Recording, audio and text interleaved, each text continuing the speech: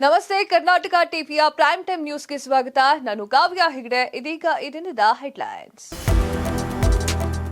ಹಗರಣಗಳಿಂದ ಮುಖ್ಯಮಂತ್ರಿ ಸಿದ್ದರಾಮಯ್ಯ ವಿಚಲಿತ.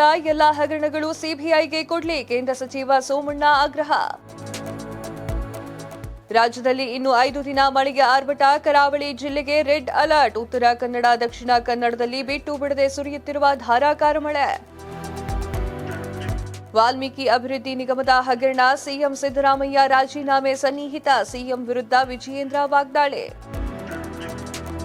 ಶ್ರೇಯಸ್ ಪ್ರಭಾ ಸಂಸದ ಸ್ಥಾನ ವಜಾ ಕೋರಿ ಅರ್ಜಿ. ಹೈಕೋರ್ಟ್ಗೆ 2 ಪ್ರತ್ಯೇಕ ತಕರಾರು ಅರ್ಜಿ ಸಲ್ಲಿಕೆ. ಚುನಾವಣಾ ಆಯೋಗಕ್ಕೆ ತಪ್ಪು ಮಾಹಿತಿ ನೀಡಿದ್ರ ಸಂಸದರು. ಬಗೆಹರಿತು ಮೈಕ್ರೋಸಾಫ್ಟ್ ಕ್ಲೌಡ್ನಲ್ಲಿ ಸಮಸ್ಯೆ. ಸಹಜ ಸ್ಥಿತಿಗೆ ಮರಳಿದ ಏರ್ಲೈನ್ಸ್ ವ್ಯವಸ್ಥೆಗಳು. ನಾಗರಿಕ ವಿಮಾನಯಾನ ಸಚಿವಾಲಯ ಸ್ಪಷ್ಟನೆ. ಬಾಂಗ್ಲಾದಲ್ಲಿ ಮೀಸಲಾತಿ ವಿರೋಧಿಸಿ ಭಾರೀ ಪ್ರತಿಭಟನೆ. ವಿದ್ಯಾರ್ಥಿಗಳ ಘರ್ಷಣೆಯಲ್ಲಿ 105 ಮಂದಿ ಸಾವು. ಪ್ರತಿಭಟನೆಯಲ್ಲಿ ಭಾರತೀಯರು ಭಾಗಿ.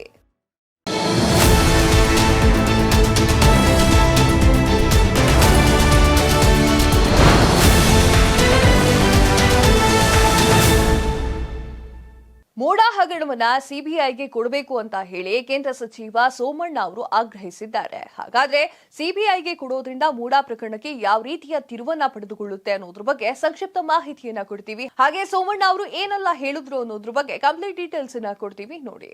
ಹಗರಣಗಳಿಂದ ಮುಖ್ಯಮಂತ್ರಿ ಸಿದ್ದರಾಮಯ್ಯ ಅವರು ವಿಚಲಿತರಾಗಿದ್ದಾರೆ ಅಂತ ಕೇಂದ್ರ ಜಲಶಕ್ತಿ ಮತ್ತು ರೈಲ್ವೆ ಖಾತೆಯ ರಾಜ್ಯ ಸಚಿವ ವಿ ಸೋಮಣ್ಣ ಅವರು ಆರೋಪಿಸಿದ್ದಾರೆ. ಹನೂರು ತಾಲೂಕಿನ ಮಲೆಮಹದೇಶ್ವರ ಬೆಟ್ಟದಲ್ಲಿ ಸುದ್ದಿಗಾರರೊಂದಿಗೆ ಮಾತನಾಡಿದ ಅವರು, ಸಿಎಂ ಸಿದ್ದರಾಮಯ್ಯ ವಿಭಿನ್ನವಾಗಿ ಗುರುತಿಸಿಕೊಂಡಿದ್ರು. ಮೊದಲ ಅವಧಿಯಲ್ಲಿ ಈ ರೀತಿ ಆರೋಪಗಳು ಅವರ ಮೇಲೆ ಬಂದಿರಲಿಲ್ಲ.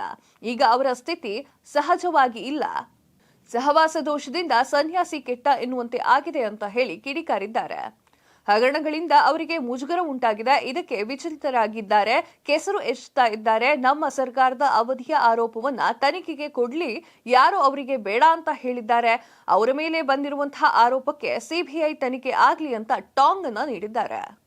ಮೂಡಾದಲ್ಲಿ ಪಡೆದಿರುವಂತಹ 14 ಸೈಟ್ಗಳನ್ನ ವಾಪಸ್ ಕೊಡ್ಲಿ, ಹಗರಣ ತನಿಖೆಯನ್ನ ಸಿಬಿಐಗೆ ಕೊಡಿ.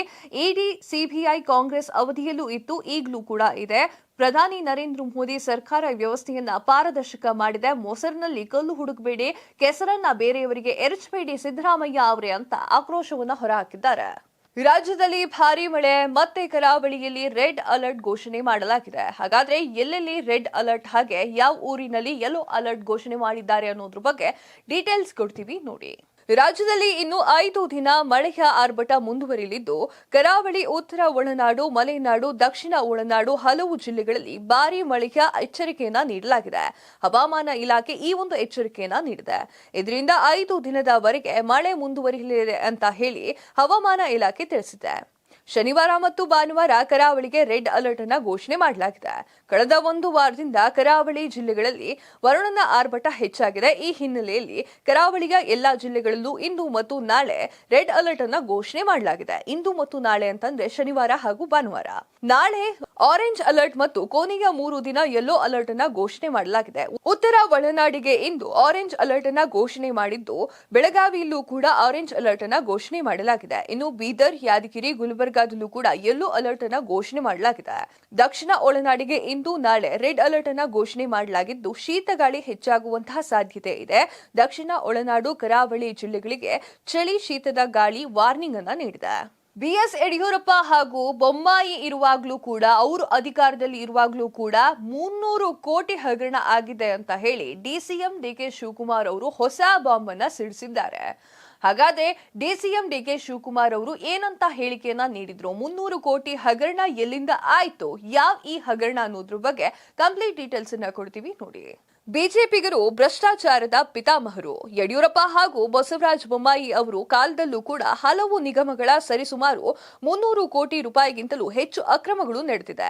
ಇದನ್ನ ನಾವು ಸದನದ ಮೂಲಕ ಜನರಿಗೆ ತಿಳಿಸುತ್ತೇವೆ ಅಂತ ಡಿಸಿಎಂ ಡಿಕೆ ಶಿವಕುಮಾರ್ ಅವರು ಬಾಂಬ್ ಅನ್ನ ಸಿಡಿಸಿದ್ದಾರೆ. ವಿಧಾನಸೌಧದಲ್ಲಿ ಮಾಧ್ಯಮಗಳೊಂದಿಗೆ ಮಾತನಾಡಿದ ಅವರು, ಬಿಜೆಪಿ ಸರ್ಕಾರದ ಅವಧಿಯಲ್ಲಿ ಬೋವಿ ನಿಗಮದ 87 ಕೋಟಿ ರೂಪಾಯಿ, ಎಪಿಎಂಸಿಯ 47 ಕೋಟಿ ರೂಪಾಯಿ ಹಾಗೂ 2019ರಲ್ಲಿ ನಿಗಮದಲ್ಲಿ ಅಂಗವಿಕಲರ ಕಲ್ಯಾಣ ಇಲಾಖೆ 22 ಕೋಟಿ ರೂಪಾಯಿ, 2018ರ ಜೂನ್ನಲ್ಲಿ ಅಂಬೇಡ್ಕರ್ ನಿಗಮದ 5 ಕೋಟಿ ರೂಪಾಯಿ, ದೇವರಾಜ್ ಅರಸು ನಿಗಮದ 47 ಕೋಟಿ ರೂಪಾಯಿ, ಮಾಲಿನ್ಯ ನಿಯಂತ್ರಣದ ಆಡಳಿತ ಮಂಡಳಿ 10 ಕೋಟಿ ರೂಪಾಯಿ ಹಾಗೂ ಕೆಐಡಿಬಿಯು ಹಣ ಸೇಲಂಗೆ ಅಕ್ರಮವಾಗಿ ವರ್ಗಾವಣೆಯಾಗಿದೆ ಅಂತ ಹೇಳಿ ಹೊಸ ಬಾಂಬನ್ನ ಸಿಡಿಸಿದ್ದಾರೆ. ವಾಲ್ಮೀಕಿ ಅಭಿವೃದ್ಧಿ ನಿಗಮದ ಹಣ ವರ್ಗಾವಣೆ ಸಿಎಂ ಸಿದ್ದರಾಮಯ್ಯ ಅವರಿಗೆ ಗೊತ್ತೇ ಆಗಿಲ್ವಾ? ಈ ಹಗರಣ ನಡೀತಾ ಇದ್ರು ಕೂಡ ಸಿಎಂಗೆ ಅದು ತಿಳಿದಿಲ್ವಾ ಅಂತ ಹೇಳಿ ಬಿವೈ ವಿಜಯೇಂದ್ರ ಅವರು ವಾಗ್ದಾಳಿಯನ್ನ ನಡೆಸಿದ್ದಾರೆ. ಹಾಗಾದ್ರೆ ವಿಜಯೇಂದ್ರ ಅವರು ಹೇಳಿದ ಮಾತಾದ್ರೂ ಏನು? ಸಿಎಂ ಸಿದ್ದರಾಮಯ್ಯ ಅವರಿಗೆ ವಾರ್ನಿಂಗ್ ಅನ್ನ ನೀಡಿದ್ರ ಅಥವಾ ಖಡಕ್ ಆಗಿ ಉತ್ತರವನ್ನ ನೀಡಿದ್ರ? ಇದ್ರ ಬಗ್ಗೆ ಕಂಪ್ಲೀಟ್ ಡೀಟೇಲ್ಸ್ ಅನ್ನ ಕೊಡ್ತೀವಿ ನೋಡಿ. ಮುಖ್ಯಮಂತ್ರಿಗಳ ಗಮನಕ್ಕೆ ಬಾರದೆ ವಾಲ್ಮೀಕಿ ಅಭಿವೃದ್ಧಿ ನಿಗಮದಿಂದ ಹಣ ವರ್ಗಾವಣೆ ಸಾಧ್ಯವಿಲ್ಲ ಅಂತ ಪ್ರತಿಪಾದಿಸಿರುವಂತಹ ಬಿಜೆಪಿ ರಾಜ್ಯಾಧ್ಯಕ್ಷ ಬಿವೈ ವಿಜಯೇಂದ್ರ ಮುಖ್ಯಮಂತ್ರಿ ಸಿದ್ದರಾಮಯ್ಯ ಅವರು ರಾಜೀನಾಮೆ ನೀಡುವ ದಿನ ಸಮೀಪದಲ್ಲಿ ಇದೆ ಅಂತ ಹೇಳಿ ಭವಿಷ್ಯವನ್ನ ನುಡಿದಿದ್ದಾರೆ. ಬೇಲಿಗೆ ಎದ್ದು ಹೊಲವನ್ನ ಮೇಯ್ದು ಹೋಗುತ್ತಿದೆ ಪರಿಸ್ಥಿತಿ. ಇವತ್ತು ರಾಜ್ಯದಲ್ಲಿ ಇದೇ ರೀತಿ ಉದ್ಭವವಾಗ್ತಾ ಇದೆ. ವಾಲ್ಮೀಕಿ ಅಭಿವೃದ್ಧಿ ನಿಗಮಕ್ಕೆ ಹಣಕಾಸು ಇಲಾಖೆಯ ಸಚಿವರು ಆದ ಮುಖ್ಯಮಂತ್ರಿಗಳ ಸಮ್ಮತಿ ಇಲ್ಲದೆ ಅವರ ಗಮನಕ್ಕೆ ಬಾರದೆ ಹಣ ವರ್ಗಾವಣೆ ಆಗಲು ಹೇಗೆ ಸಾಧ್ಯ ಅಂತ ಪ್ರಶ್ನೆಯನ್ನ ಮಾಡಿದ್ದಾರೆ. ಕೇವಲ ಮಾಜಿ ಸಚಿವ ನಾಗೇಂದ್ರ, ನಿಗಮದ ಅಧ್ಯಕ್ಷ ದದ್ದಾಲ್ ಅವರಷ್ಟೇ ಅಲ್ಲದೆ ಇನ್ನೂ ದೊಡ್ಡವರ ಹೆಸರು ಮುಂದೆ ಬರಲಿದೆ. ಹೀಗಾಗಿ ಆತಂಕದಿಂದಲೇ ರಾಜ್ಯದ 5 ಸಚಿವರು ಇಡಿ ಮೇಲೆ ಆಪಾದನೆ ಮಾಡುವಂತಹ ಪ್ರಯತ್ನವನ್ನ ಮಾಡ್ತಾ ಇದ್ದಾರೆ ಅಂತ ಹೇಳಿದ್ದಾರೆ. ಸಿಎಂ ಸದನದಲ್ಲಿ ಉತ್ತರ ಕೊಡುವ ಪ್ರಯತ್ನವನ್ನ ಮಾಡಿದ್ದು ಸತ್ಯ ಸಂಗತಿಯನ್ನ ಮರೆಮಾಚಿ ಸದನಕ್ಕೆ ಮತ್ತು ರಾಜ್ಯದ ಜನತೆಗೆ ತಪ್ಪು ಮಾಹಿತಿ, ತಪ್ಪು ಸಂದೇಶ ಕೊಡುವಂತಹ ಪ್ರಯತ್ನವನ್ನ ಮಾಡಿದ್ದಾರೆ. ಸಿಎಂ ಈ ಹಗರಣದಿಂದ ತಪ್ಪಿಸಿಕೊಳ್ಳಲು ಸಾಧ್ಯವಿಲ್ಲ ಅಂತ ಹೇಳಿದ್ದಾರೆ. ಶ್ರೇಯಸ್ ಹಾಗೆ ಪ್ರಭಾ ಮಲ್ಲಿಕಾರ್ಜುನ್ ವಿರುದ್ಧವಾಗಿ ಇನ್ನೊಂದು ತಕರಾರ್ ರೆಡಿ ಆಗಿದೆ. ಈ ತಕರಾರನ್ನ ಹಾಕಿದವರು ಯಾರು, ಹಾಗೆ ಪ್ರಭಾ ಮಲ್ಲಿಕಾರ್ಜುನ್ ಅದೇನು ಮಾಡಿದ್ರು, ಶ್ರೇಯಸ್ ಅದೇನು ಮಾಡಿದ್ರು ಅನ್ನೋದ್ರ ಬಗ್ಗೆ ಕಂಪ್ಲೀಟ್ ಸ್ಟೋರಿಯನ್ನ ಹೇಳ್ತೀವಿ ನೋಡಿ. ಲೋಕಸಭಾ ಚುನಾವಣೆಯಲ್ಲಿ ಹಾಸನ ಕ್ಷೇತ್ರದಿಂದ ಆಯ್ಕೆಯಾಗಿರುವಂತಹ ಕಾಂಗ್ರೆಸ್ನ ಶ್ರೇಯಸ್ ಎಂ ಪಾಟೀಲ್ ಹಾಗೂ ದಾವಣಗೆರೆ ಕ್ಷೇತ್ರದಿಂದ ಚುನಾಯಿತರಾಗಿರುವಂತಹ ಡಾಕ್ಟರ್ ಪ್ರಭಾ ಮಲ್ಲಿಕಾರ್ಜುನ್ ಅವರ ಆಯ್ಕೆಯನ್ನ ಅಸಿಂಧುಗೊಳಿಸುವಂತೆ ಕೋರಿ ಹೈಕೋರ್ಟ್ಗೆ 2 ಪ್ರತ್ಯೇಕ ಚುನಾವಣಾ ತಕರಾರು ಅರ್ಜಿಯನ್ನ ಸಲ್ಲಿಕೆ ಮಾಡಲಾಗಿದೆ. ಶ್ರೇಯಸ್ ಪಾಟೀಲ್ ಆಯ್ಕೆ ಪ್ರಶ್ನಿಸಿ ಕೋರಿ ವಕೀಲ ದೇವರಾಜೇಗೌಡ ಅವರ ಪುತ್ರ ಡಿ ಚರಣ್, ದಾವಣಗೆರೆ ಸಂಸದರಾದ ಡಾಕ್ಟರ್ ಪ್ರಭಾ ಮಲ್ಲಿಕಾರ್ಜುನ್ ಆಯ್ಕೆ ಅದನ್ನ ಪ್ರಶ್ನಿಸಿ ಬಿಜೆಪಿಯ ಪರಾಜಿತ ಅಭ್ಯರ್ಥಿ ಬಿಎಸ್ ಗಾಯತ್ರಿ ಸಿದ್ದೇಶ್ವರ್ ಪ್ರತ್ಯೇಕ ಚುನಾವಣಾ ತಕರಾರು ಅರ್ಜಿಯನ್ನ ಸಲ್ಲಿಕೆ ಮಾಡಿದ್ದಾರೆ.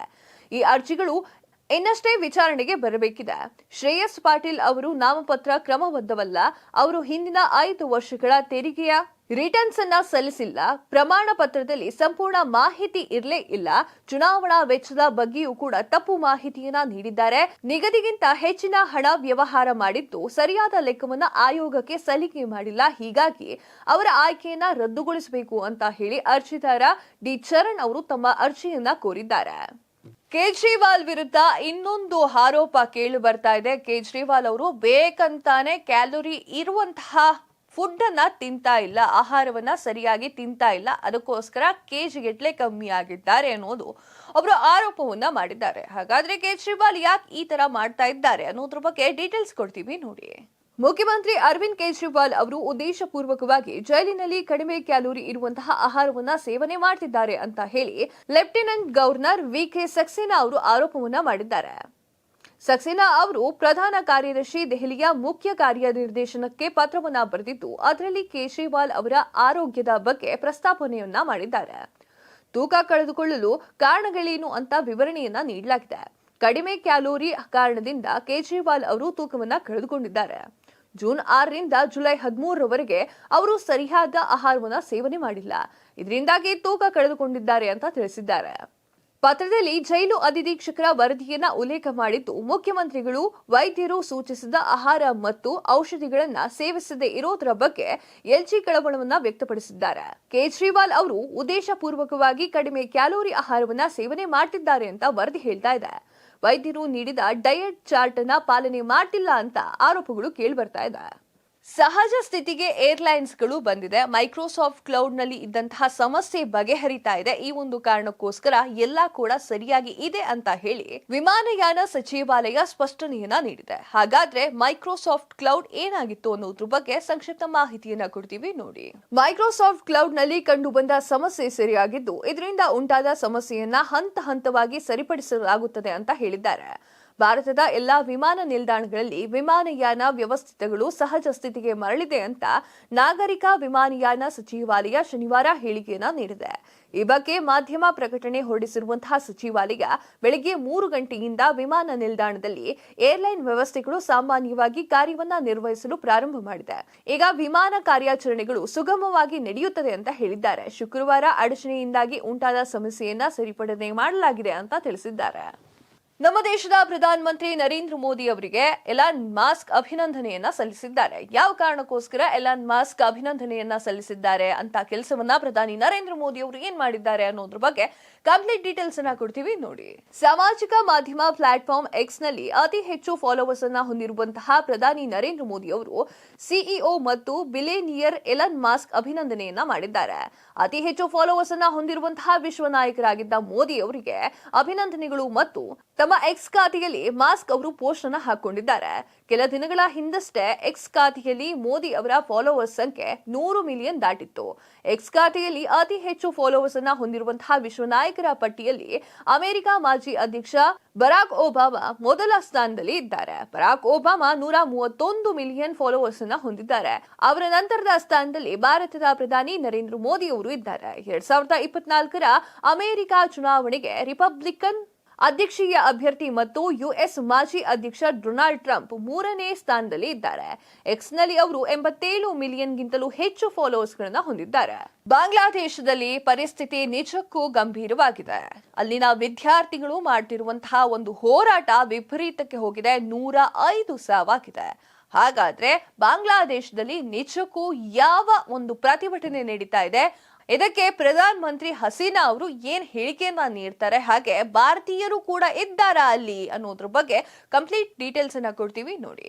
ಬಾಂಗ್ಲಾದೇಶದಲ್ಲಿ ಸರ್ಕಾರಿ ನೇಮಕಾತಿಗಳಲ್ಲಿ ಮೀಸಲಾತಿಯನ್ನ ವಿರೋಧಿಸಿ ನಡೆಯುತ್ತಿರುವಂತಹ ಪ್ರತಿಭಟನೆ ಮತ್ತಷ್ಟು ಹಿಂಸಾಚಾರ ರೂಪಕ್ಕೆ ತಿರುಗಿದೆ. ಢಾಕಾ ಸೇರಿದಂತೆ ದೇಶದ ವಿವಿಧೆಡೆ ನಡೆದಂತಹ ಗಲಭೆಯಲ್ಲಿ 105 ಮಂದಿ ಬಾಂಗ್ಲಾದೇಶಿಯರು ಕೊಲ್ಲಲ್ಪಟ್ಟಿದ್ದಾರೆ. ಇದರಿಂದ ಎಚ್ಚೆತ್ತಿದ್ದ 300ಕ್ಕೂ ಹೆಚ್ಚು ಭಾರತೀಯ ವಿದ್ಯಾರ್ಥಿಗಳು ತವರಿಗೆ ಮರಳಿದ್ದಾರೆ ಅಂತ ಮೂಲಗಳು ತಿಳಿಸಿದೆ. ಮಾಹಿತಿಯ ಪ್ರಕಾರ ಬಾಂಗ್ಲಾದೇಶದಲ್ಲಿ 15,000 ಮಂದಿ ಭಾರತೀಯರು ಇದ್ದಾರೆ ಅಂತ ಹೇಳಲಾಗ್ತಾ ಇದೆ. ಶುಕ್ರವಾರ 300ಕ್ಕೂ ಹೆಚ್ಚು ಮಂದಿ ತವರಿಗೆ ಮರಳಿದ್ದಾರೆ. ಬಂದವರಲ್ಲಿ ಬಹುತೇಕ ಎಂಬಿಬಿಎಸ್ ವ್ಯಾಸಂಗ ಮಾಡ್ತಾ ಇದ್ರು. ಅಲ್ಲದೆ ಉತ್ತರ ಪ್ರದೇಶ, ಹರಿಯಾಣ, ಮೇಘಾಲಯ ಮತ್ತು ಜಮ್ಮು ಮತ್ತು ಕಾಶ್ಮೀರದ ಮೂಲದವರು ಹೆಚ್ಚಾಗಿ ಇದ್ದಾರೆ ಅಂತ ತಿಳಿದು ಬಂದಿದೆ. ಇದಿಷ್ಟು ಈ ಹೊತ್ತಿನ ಪ್ರೈಮ್ ಟೈಮ್. ಮತ್ತಷ್ಟು ಸುದ್ದಿಗಳಿಗಾಗಿ ನೋಡ್ತಾ ಇರಿ ಕರ್ನಾಟಕ ಟಿವಿ. ಇದು ಕನ್ನಡಿಗರ ಧ್ವನಿ.